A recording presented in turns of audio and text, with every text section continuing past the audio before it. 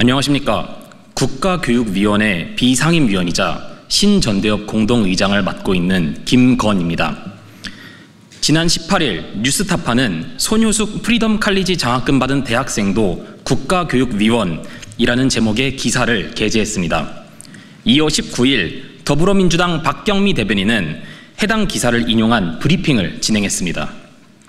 그러나 이는 완전한 허위 사실에 기반한 악의적인 추측성 보도였습니다. 저와 김태일 전 의원 그리고 저희 단체는 프리덤 칼리지로부터 그 어떠한 금전적 후원도 받은 사실이 없습니다. 후원이라는 표현은 프리덤 칼리지 측이 응원 차원에서 그리고 당시 인기에 편승하기 위해 임의로 사용한 표현일 뿐이었습니다. 이를 통해 김건, 김태일 개인이 장학생인 것처럼 선동, 호도한 것입니다. 심지어 뉴스타파 이명선 기자는 본 단체 및 인물들에게 사실 확인 취재를 전혀 진행하지 않았습니다.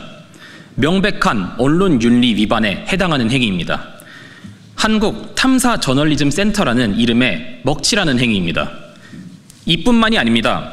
문제의 해당 기사 중 이런 문구가 있습니다. 리박스쿨 사건은 국가적인 차원에서 중장기 계획을 만들어 아이들에게 극우 역사관을 주입하려 한 교육 장학 사건으로 확대될 가능성이 높다. 심지어 뉴스타파는 사실 확인조차 제대로 하지 않은 이 기사를 제 사진과 함께 여러 공식 SNS 채널에 공유하며 교육 쿠데타라는 극단적인 표현까지 여과 없이 사용했습니다. 이는 저와 김태일 전 위원의 국가교육위원회 위원으로서의 소임에 대해 허위 사실에 근거하여 심각한 명예훼손을 저지른 것입니다. 또한 해당 문장은 국가교육위원회의 기능과 업무에 대해 조금이라도 취재를 진행했다면 결코 사용할 수 없는 문구입니다.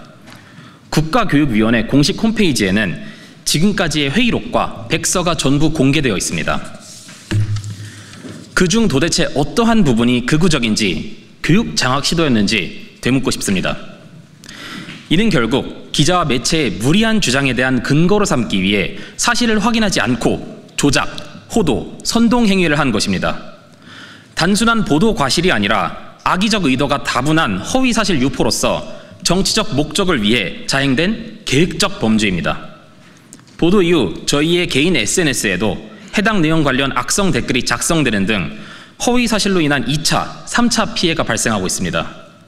더 이상의 피해를 견딜 수 없어 뉴스타파 측에 내용 증명을 발송하여 피해 사실과 견해, 요구사항을 전달했고 언론중재위원회에 정정보도 및 손해배상을 청구했습니다.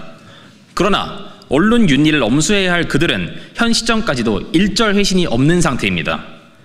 또한 더불어민주당과 박경미 대변인은 대한민국의 여당과 그 대변인으로서 국민의 신뢰를 받고 민주주의 발전에 기여해야 할 책임이 있음에도 불구하고 허위 사실을 조직적으로 유포하여 무고한 시민의 명예를 심각하게 훼손했습니다.